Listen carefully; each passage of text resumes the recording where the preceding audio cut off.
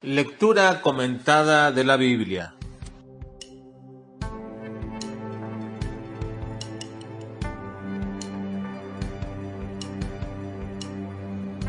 Jueces capítulo 4 al capítulo 6. Jehová los vendió. Gobierno de una mujer. Valentía de Jael. Llamamiento de Gedeón y señal del vellón. El periodo de los jueces, como ya hemos visto anteriormente, es un periodo sumamente confuso, tanto para Israel como también para nosotros en el entendimiento de este periodo de la historia.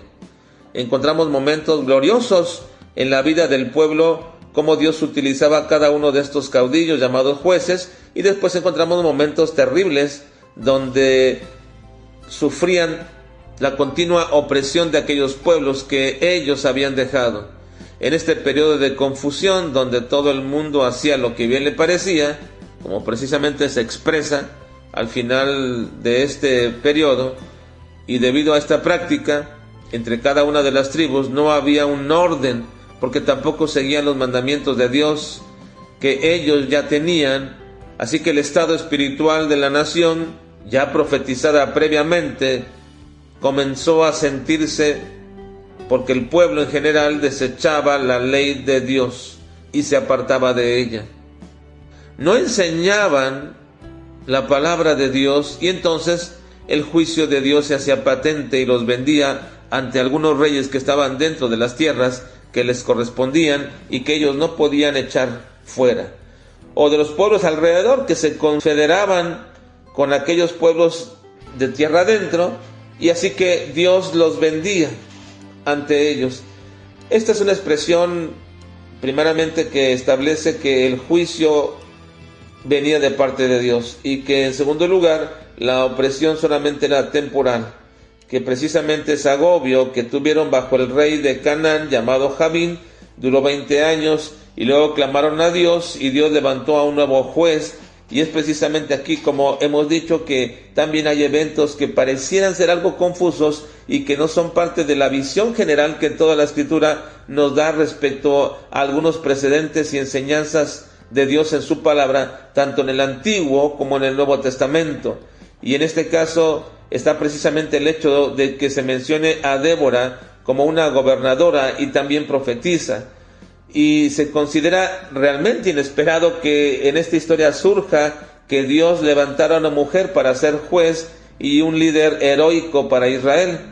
Débora fue una mujer grandemente utilizada por Dios, de eso no hay duda. Y ella también era una mujer que respetaba a las personas que Dios ponía en autoridad sobre ella. En este caso, Barak. Por eso, Débora mandó decirle a Barak que llevara a cabo la guerra, que Dios le daría la victoria. Pero la debilidad y la actitud pusilánime de Barak hizo notar o preponderar la figura de Débora. El asunto de esta historia, y desde la perspectiva del Nuevo Testamento, no es que si las mujeres pueden ser utilizadas de una manera especial por Dios o de una manera grande por Dios. Por supuesto que Dios las utiliza. El asunto es acerca del liderazgo, la responsabilidad final y la autoridad, y Dios le ha dado esa responsabilidad al hombre, tanto en el hogar como en la iglesia. Las mujeres pueden ser usadas grandemente por Dios, pero deben ser siempre bajo el liderazgo y la autoridad del hombre. Pero debe ser bajo siempre el liderazgo y la autoridad del hombre. La razón no tiene nada que ver con una noción equivocada de superioridad del hombre. Tiene que ver con el orden puesto por Dios. La razón también de esto tampoco nada tiene que ver con una noción equivocada o sugerencia de inferioridad de la mujer. De tal forma que si la mujer está bajo el liderazgo del varón, no se refiere a una especie de inferioridad. Jesús estaba bajo el liderazgo y autoridad de su Padre, sin ser inferior a él en ninguna manera.